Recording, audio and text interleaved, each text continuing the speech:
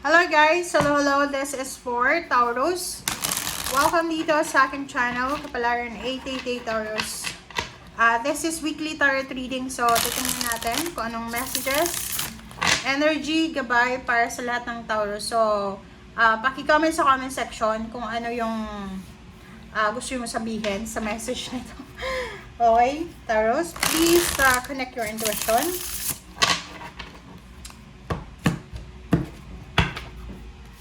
Okay, first card natin is Knight of Swords. Second is Four of Wands, the Moon, and then Six of Cups.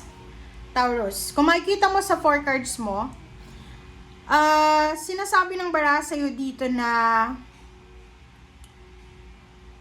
you are waiting. You are waiting for message, confirmation, information, call. Nakikita ko sa'yo dito you're waiting for a message. You're waiting for confirmation from your family members. Ikaw ba ay nasa ibang bansa?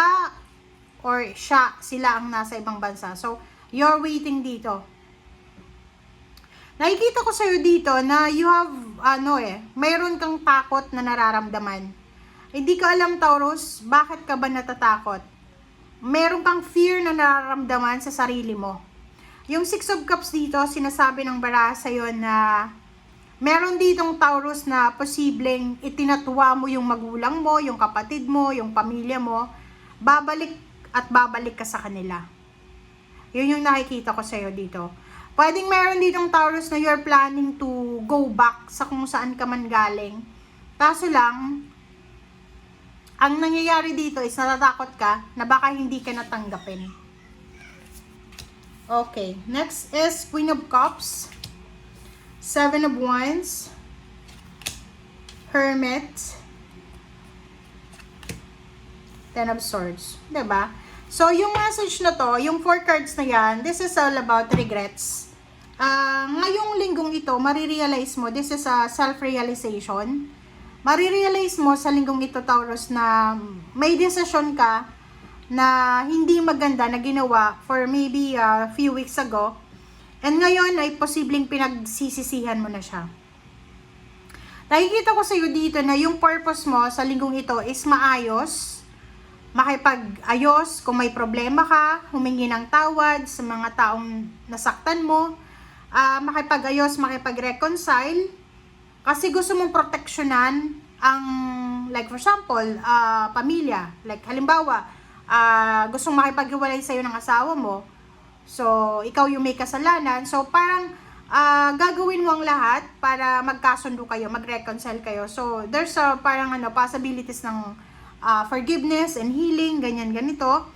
And as much as possible then, Taurus, bago ka gumawa ng desisyon sa linggong ito, pag-isipan mo siya ng mabuti. And be careful din sa physical body, okay? If you are Taurus sa may mga health issues, wag nyong pabayaan or wag nyong indahin lang. So, you need to consult expert, doctor, kung may nararamdaman ka sa katawan mo.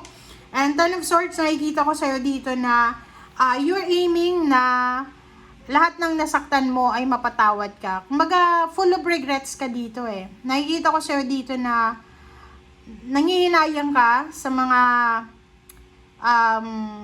ginawa mong mali. Nagsisisi ka Yun yung nakikita natin. So, let's check. Ano pa ba?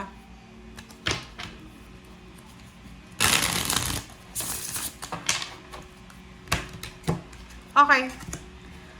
Page of Cups and Three of Cups.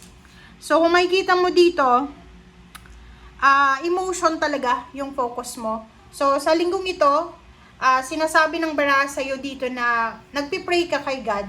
Nagpipray ka na sana maging masaya ka pa rin sa future mo. Kasi parang nakikita ko dito, marami kang burn bridges na ginawa sa buhay mo. Like for example, naging kaaway mo yung boss mo, na-terminate yung trabaho mo, mayroong mga kaso, may mga kung ano man na naging issue sa past, na parang wini-wish mo na sana magkaroon pa rin ng healing magkaroon pa rin ng pagpapatawad or magkaroon pa rin ng pagsisimula. Okay, let's check. Okay, this is the second deck.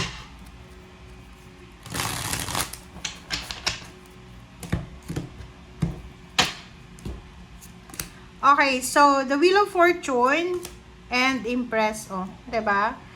This is a manifestation, guys, na meron ka na posibleng pinaplano. Pwedeng yun, pwedeng iba mag-abroad or nasa abroad ka na, gusto mong lumipat ng mas magandang bansa. And sinasabi ng barahan na punong-puno ka ng motivation and inspiration. Confident ka din na itong pagsisimula na to na gagawin mo ay eto yung magdadala ng pagbabago sa buhay mo, ng good luck and good fortune.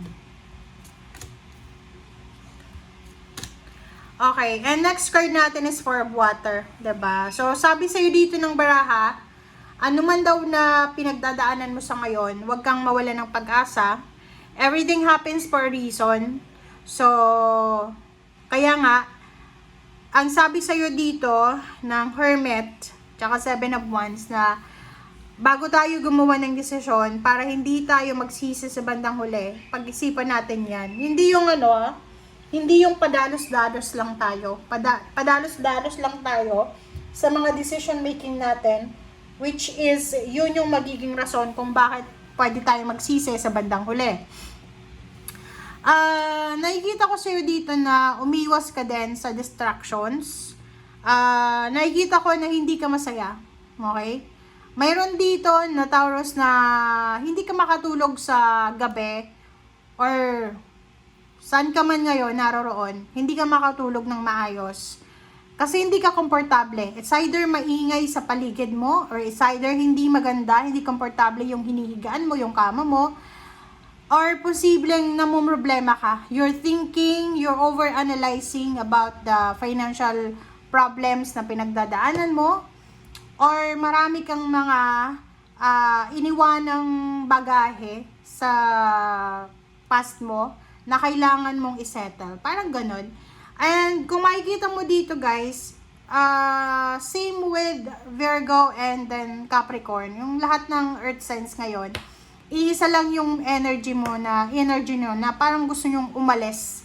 Gusto nyong magpakalayo-layo. Gusto nyong magkaroon ng new beginnings. Parang gusto mong pumunta sa lugar na walang nakakakilala sa'yo para makapagsimula ka ng bagong buhay.